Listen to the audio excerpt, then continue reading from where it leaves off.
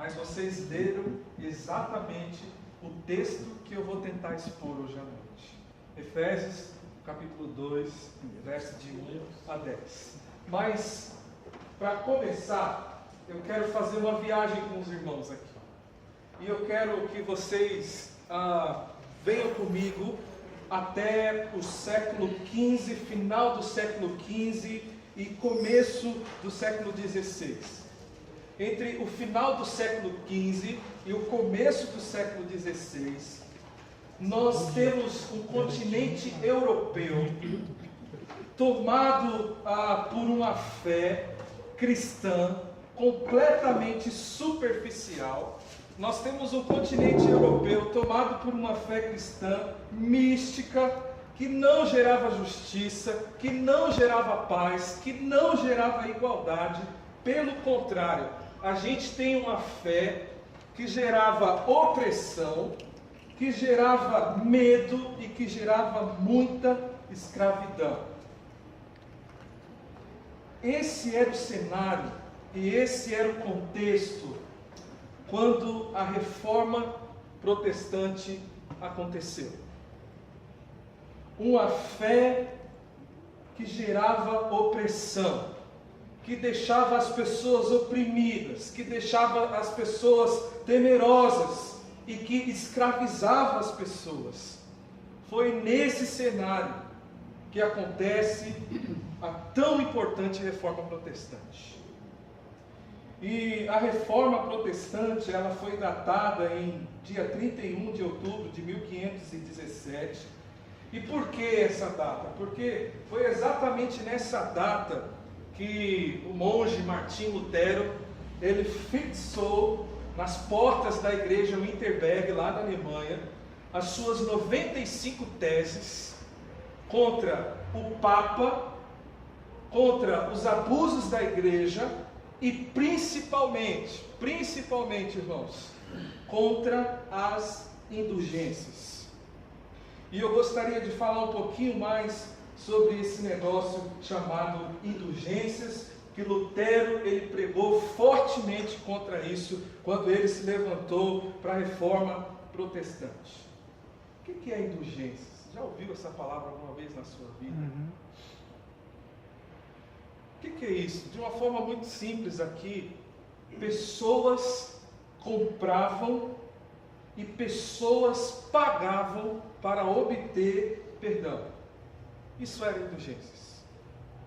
As pessoas pagavam a igreja para serem perdoadas dos seus pecados passados e também para serem perdoadas dos seus pecados futuros. As pessoas pagavam para a igreja para que os seus ancestrais, que já tinham sido mortos, fossem libertos, fossem perdoados e libertos do purgatório. Era isso que acontecia naquela época. E tinha um homem chamado João Tetzel, e ele foi responsabilizado para que ele saísse na Alemanha toda, de vila em vila, vendendo as indulgências, vendendo o perdão. E João Tetzel, ele foi um vendedor, muito bem sucedido, e ele tinha até um jingle, um jingle promocional.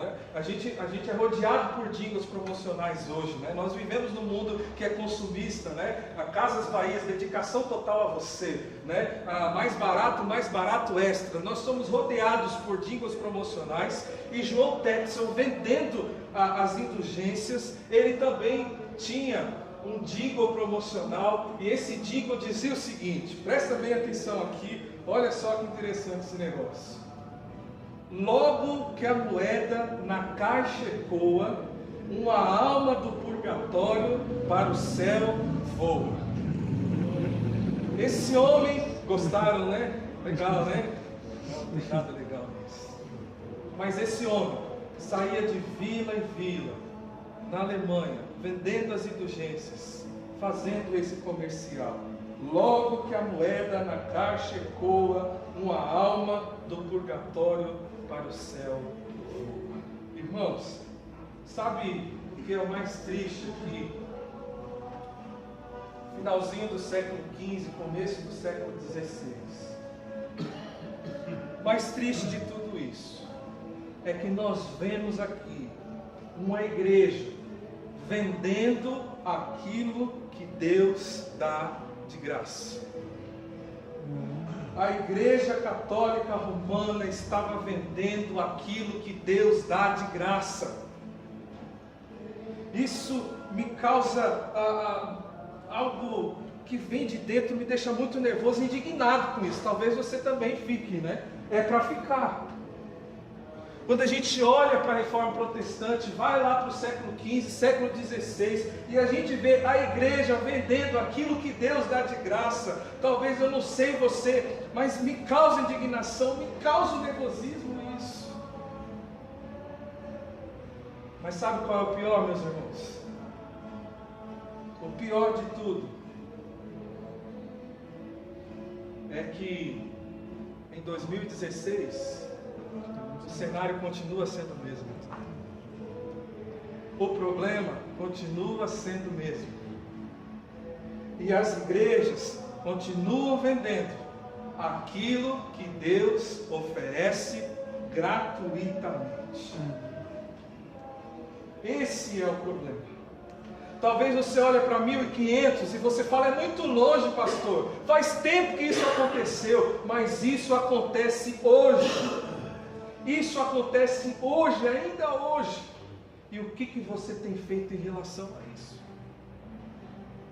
Igrejas estão vendendo aquilo que Deus dá de graça.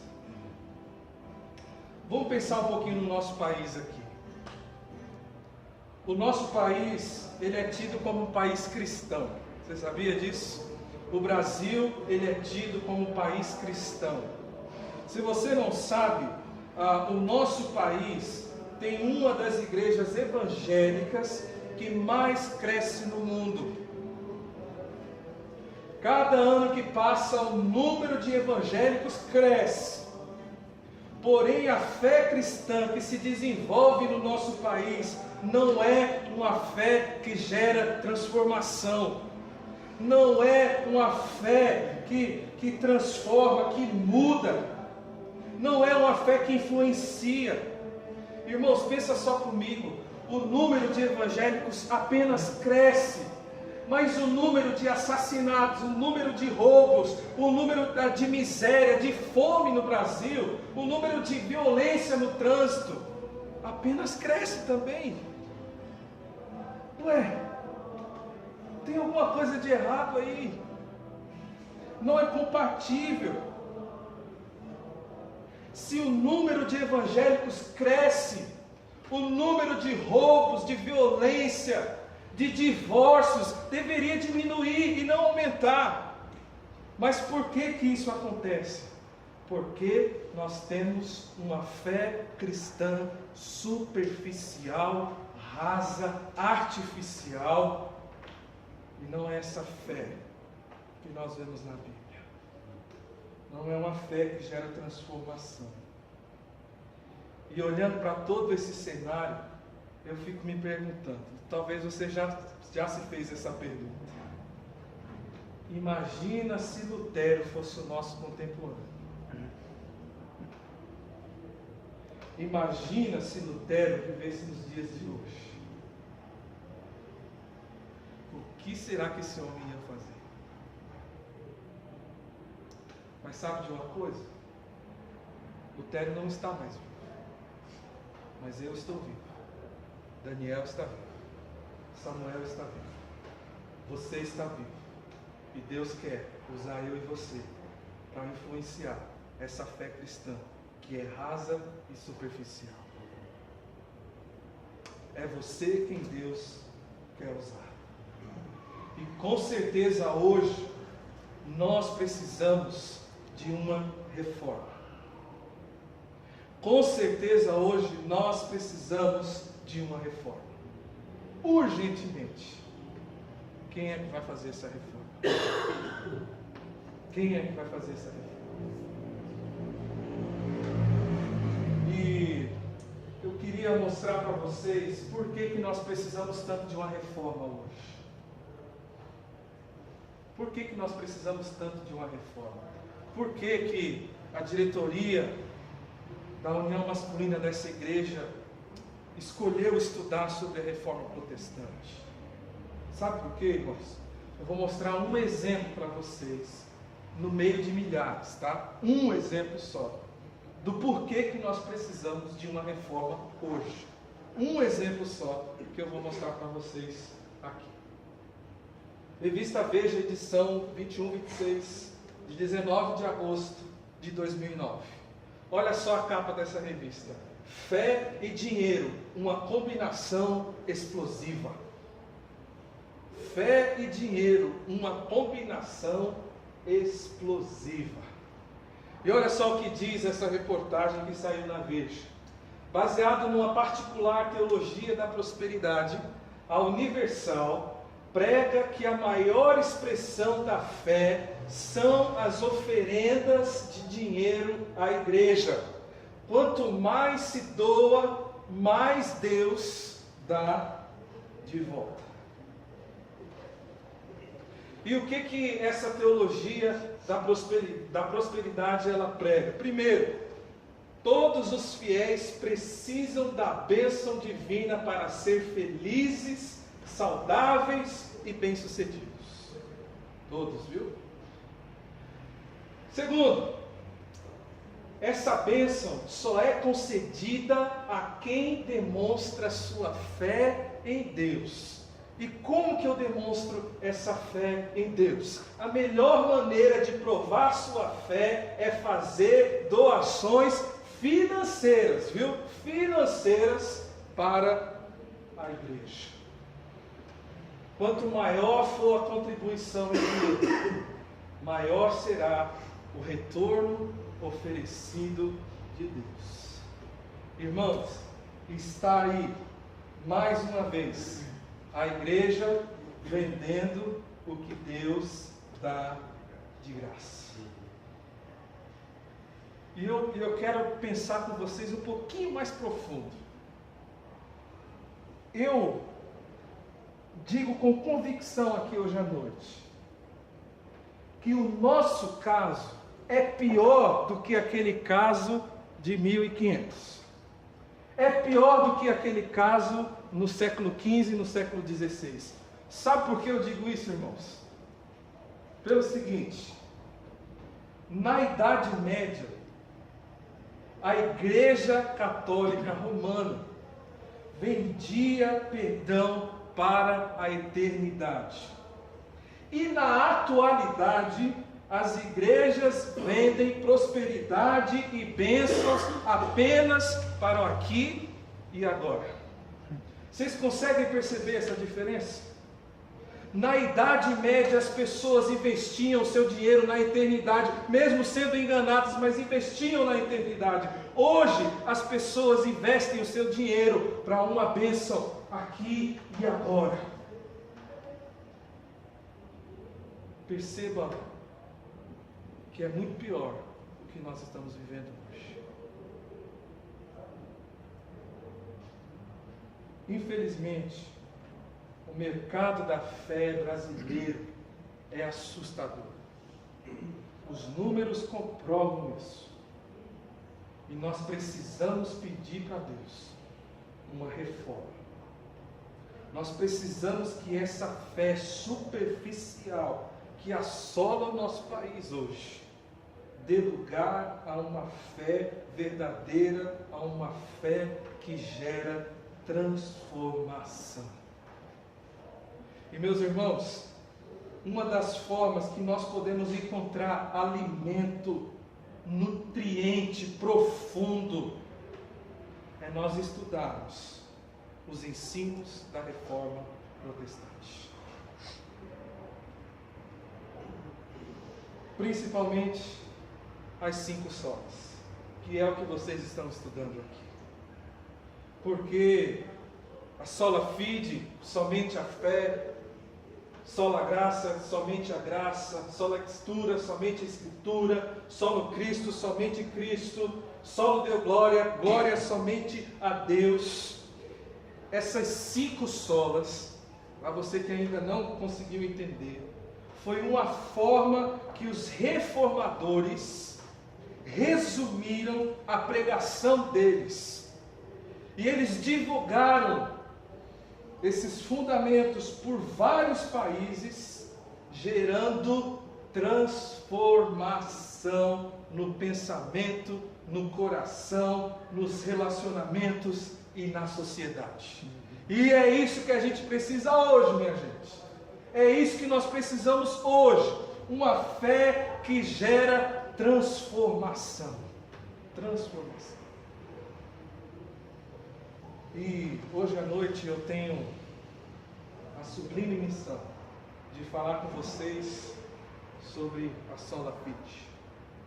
Somente a fé, que é uma das 5 solas.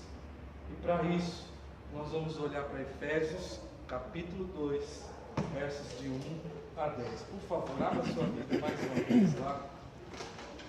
Efésios, capítulo 2.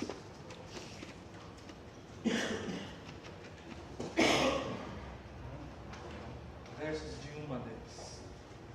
E o meu objetivo hoje à noite é explicar para vocês a importância do sola fide através desse texto.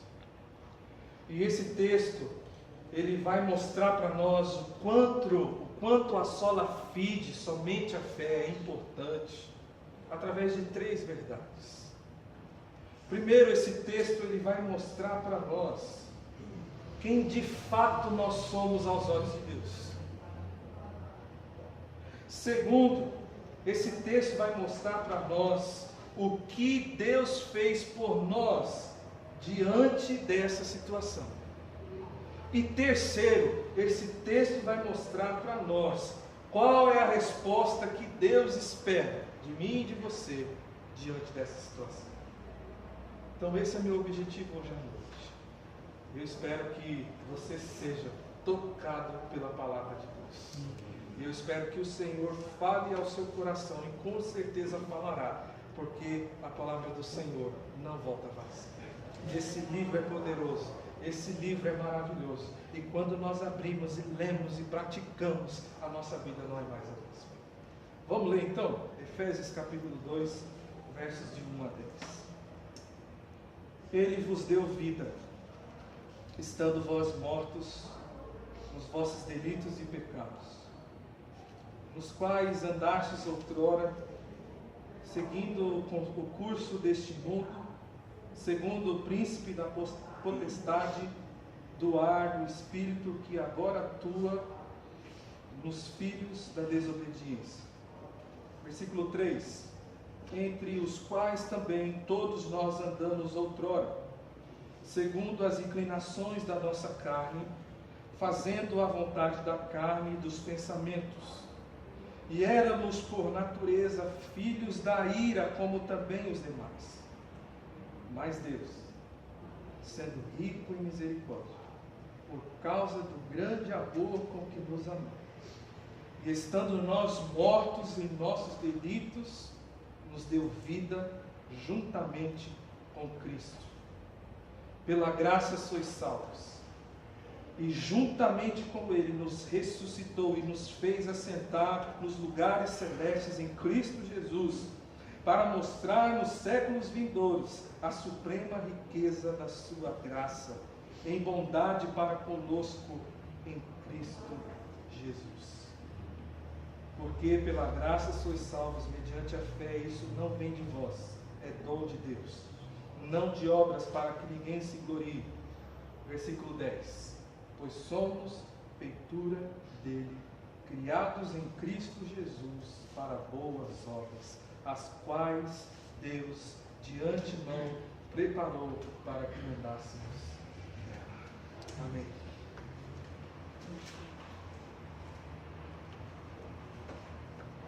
Quem nós somos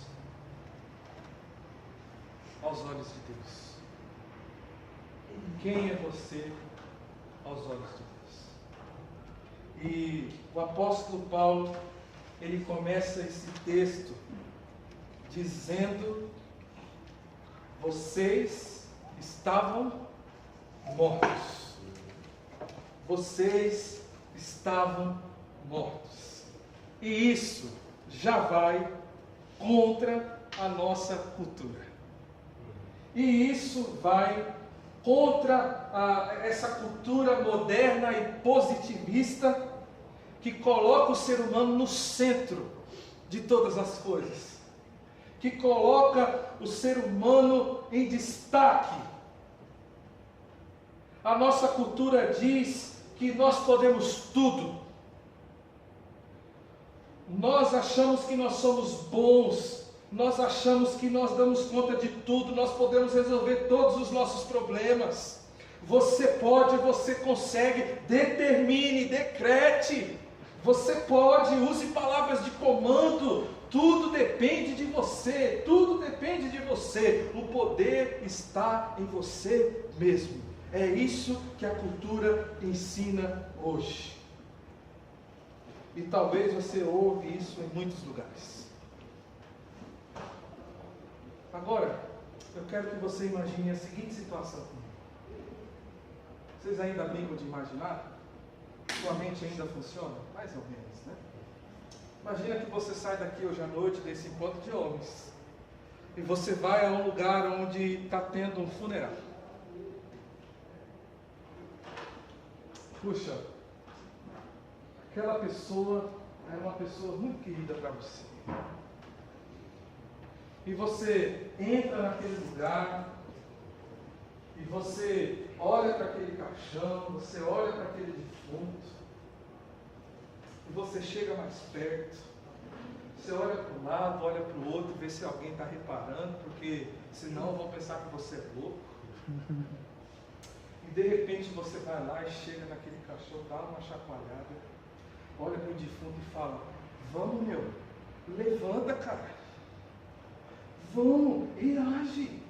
Repita comigo: eu consigo, eu consigo. Vai, cara, sai daí, levanta, sai dessa, amigão. Vamos, levanta.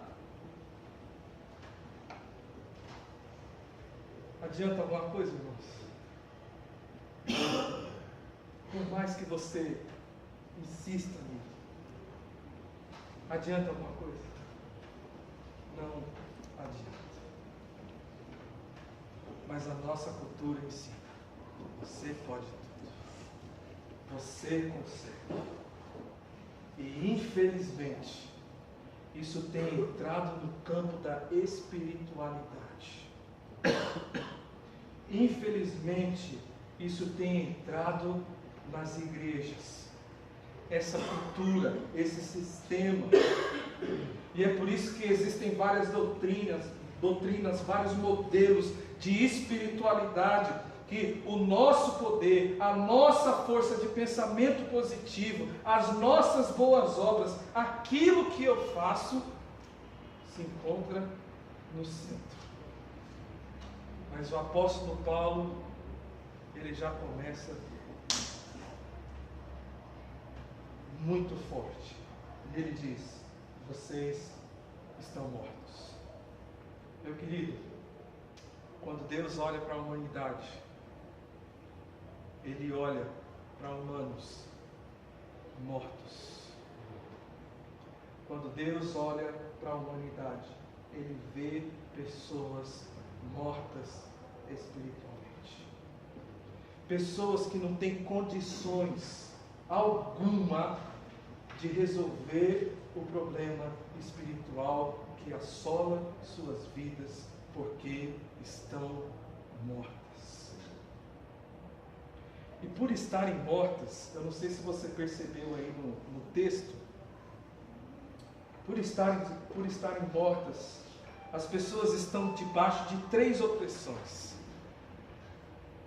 Eu queria citar rapidamente aqui essas opressões.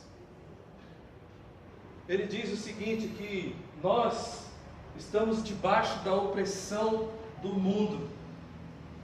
E tome muito cuidado quando você lê a palavra mundo na Bíblia, porque existem 3 interpretações para a palavra mundo na Bíblia.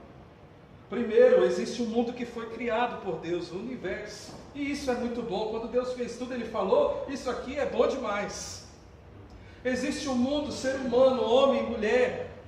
Porque Deus amou o mundo de tal maneira. Deus, Ele te ama, meu querido. Sabia disso? Deus, Ele ama você. Mas existe um mundo sistema. Existe um mundo cultura. Existe o mundo que é aquele anti-Deus. Existe um mundo que é aquele sistema que nós aprendemos através da mídia, através das novelas, através dos filmes, através dos jornais, através das revistas, através das aulas de universidade, através da escola onde seus filhos estão estudando. É desse sistema que o apóstolo Paulo está falando aqui. É dessa cultura, desse mundo. E sabe o que é interessante, irmãos? Você vai lá para o texto original, e a ideia é como se nós estivéssemos mortos no rio, correnteza abaixo, e nós estamos sendo levados por esse sistema e por essa cultura mundana. Essa é a ideia. Um bando de mortos, de defuntos, sendo levados por essa cultura e por esse sistema do mundo. Mas nós também estamos debaixo de uma segunda opressão. E tem algumas pessoas que têm até medo de falar sobre isso. Fala, é o chifrudo, é aquele, é lá de baixo. Gente, é o diabo. Se você olhar aí no texto, o texto está falando isso. Além de estarmos debaixo da opressão do mundo, nós estamos debaixo da opressão do diabo. E o diabo não é uma força negativa, uma energia negativa. O diabo é uma pessoa. O diabo é um anjo decaído. O diabo é alguém que escolheu se desconectar de Deus, se rebelar contra Deus. Ele caiu. E sabe de uma coisa? Ele levou milhares de anjos junto com ele. E sabe qual é o objetivo do diabo? É fazer com que você se afaste de Deus. É fazer com que você se desconecte de Deus. E nós estamos debaixo da opressão do diabo. Esse ser pessoal, que dia após dia trabalha para que você se afaste do Senhor. E por último, ele diz que nós estamos debaixo da opressão da carne. E Paulo, ele usa essa expressão para se referir a essa natureza pecaminosa que passa de geração em geração no nosso DNA. Essa natureza pecaminosa que nós carregamos. Eu e você, seus filhos e as próximas gerações carregarão essa natureza pecaminosa. Romanos capítulo 5, versículo 12 diz assim: portanto, como por um só homem entrou o pecado no mundo, e pelo pecado a morte, assim também a morte passou a todos os homens, porque todos pecaram. É dessa carne que o apóstolo Paulo está falando. Nós estamos debaixo da opressão do mundo, do diabo e da carne. Por isso, nós estamos mortos. Não podemos fazer nada por nós mesmos. Agora, irmãos, se eu fosse embora nesse exato momento, vocês iam falar bem assim: o pastor Alex foi o pior pregador que veio aqui. Que mensagem difícil. Mas o texto não acaba. Glória a Deus por isso. Louvado seja o Senhor. O versículo 4, ele começa a dizer para nós o que Deus fez por nós diante dessa situação. O que Deus fez por mim e o que Deus fez por você. E olha comigo o versículo 4, diz assim, eu não sei qual é a primeira palavra aí na sua tradução, mas na minha é todavia. Talvez na sua seja mas. Na minha é todavia.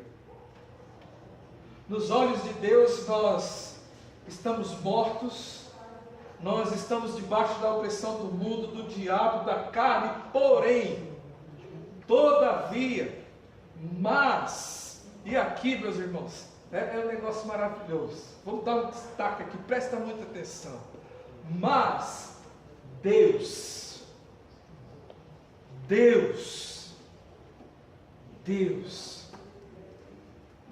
sendo rico em misericórdia, pelo grande amor que nos amou, deu-nos vida. Entenda uma coisa hoje à noite, talvez você já sabe disso, mas eu quero que você saia com isso ardendo no seu coração hoje à noite. Deus é o autor da salvação. Deus é aquele que é a fonte inesgotável de salvação. Deus e Deus. Não é a nossa própria força, não é a nossa própria disposição, não é nossa conduta, mas sim Deus. Deus é a fonte e Deus é o autor da salvação. Mas infelizmente, algo chamado religiosidade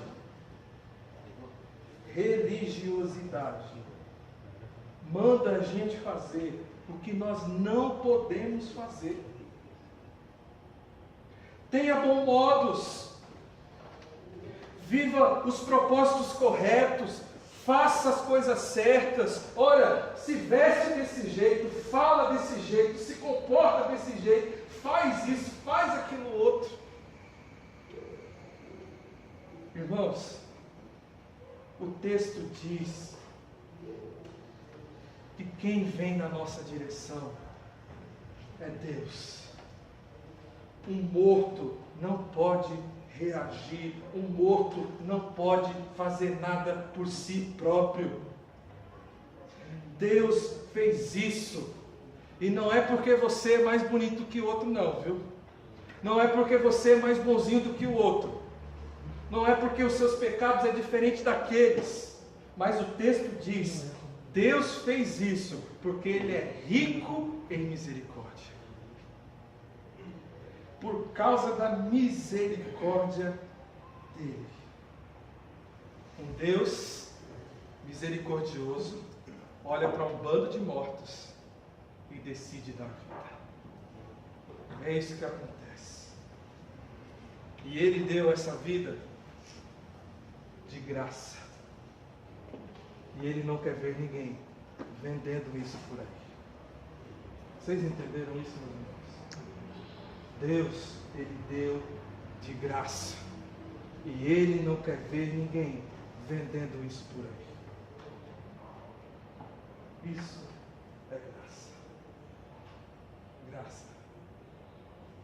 Agora olha comigo o versículo 6 e o versículo 7, por favor.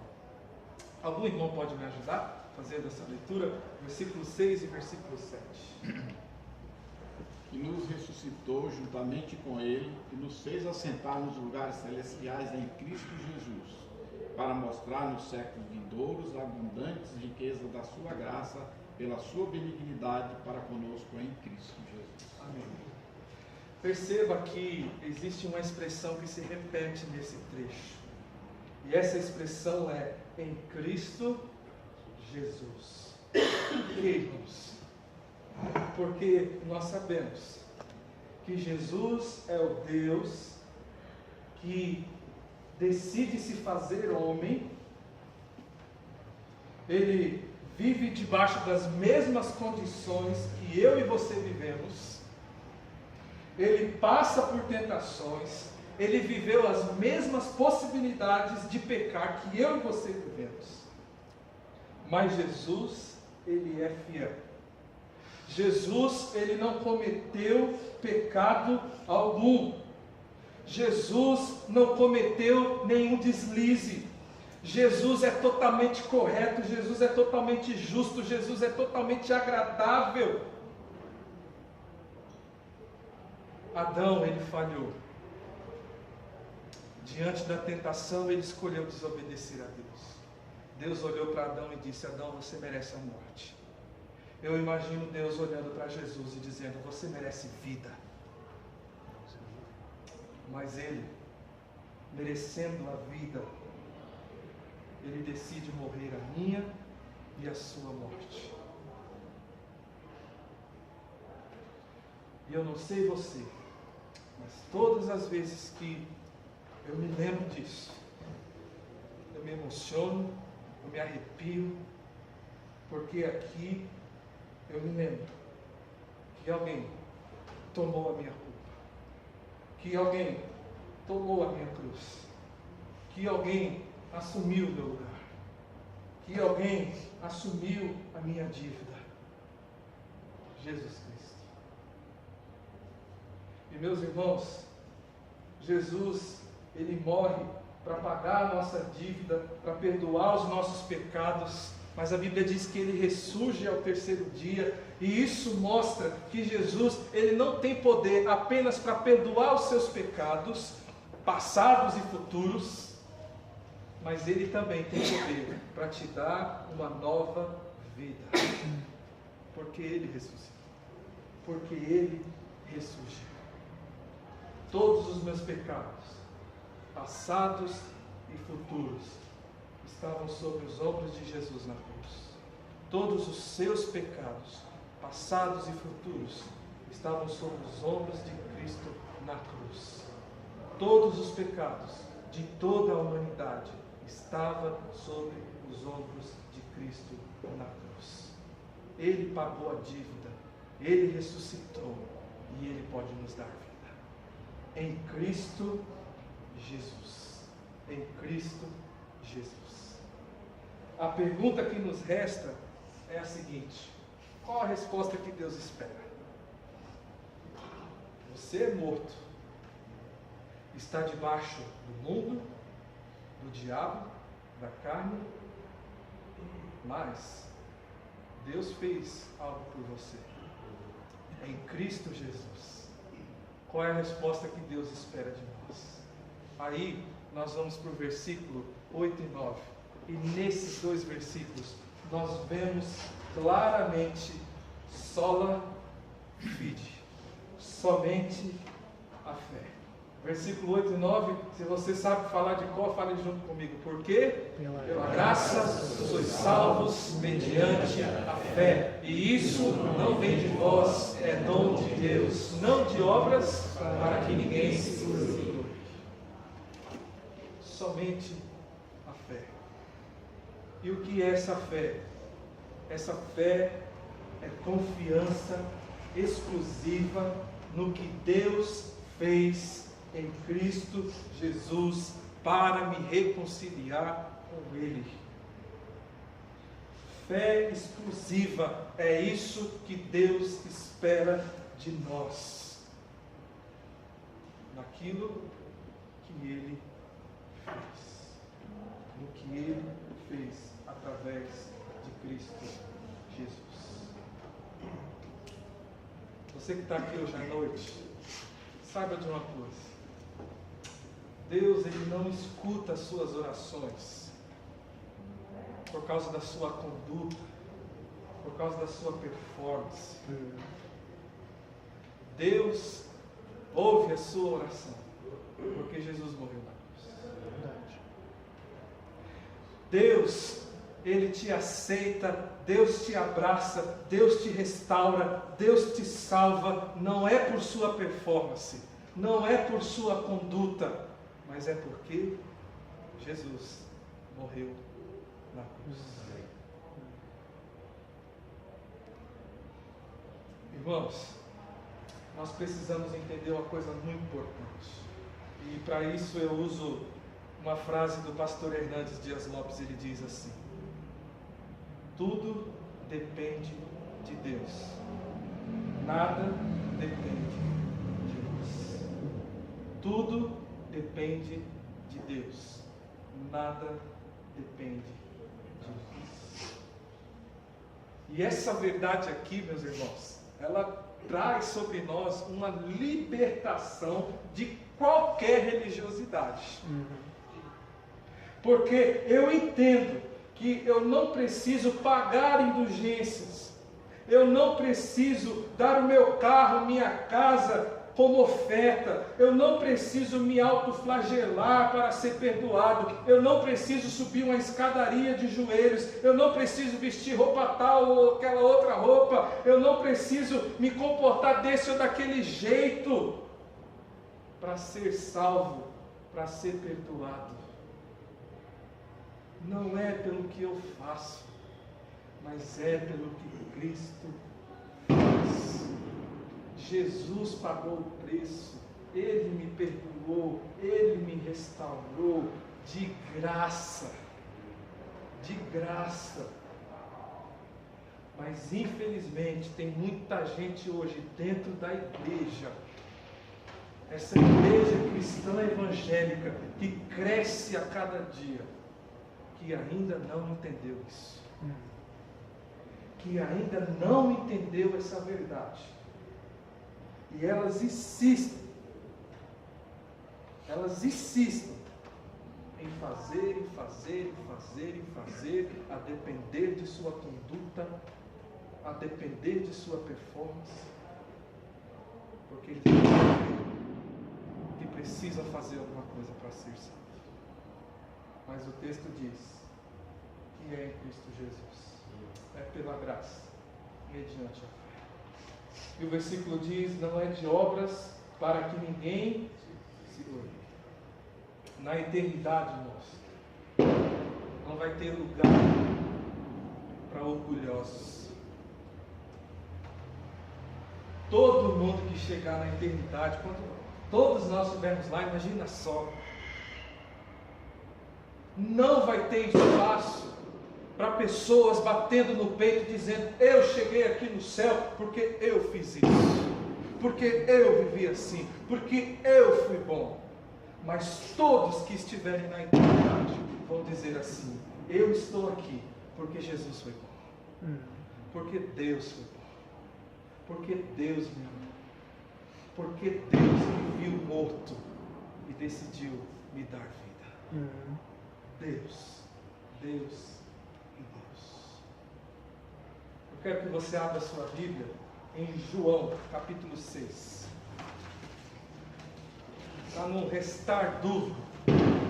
João, capítulo 6.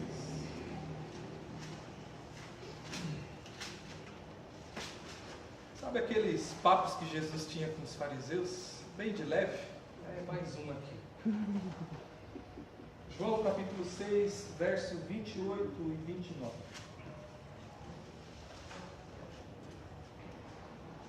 Olha só. Dirigiram-se, pois, a ele perguntando: que faremos para realizar as obras de Deus? Perguntaram para Jesus. E aí ele responde, versículo 29.